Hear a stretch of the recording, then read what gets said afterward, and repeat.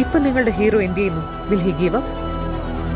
മുറിവേറ്റ സിംഹത്തിന്റെ ശ്വാസം ഗർജനത്തെക്കാൾ ഭയങ്കരമായിരുന്നു.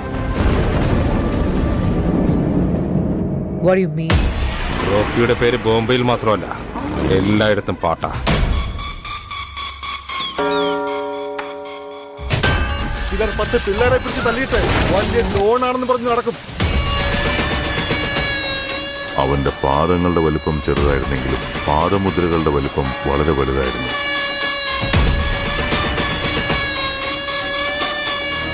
क्या चाहिए रे तेरे को? दुनिया.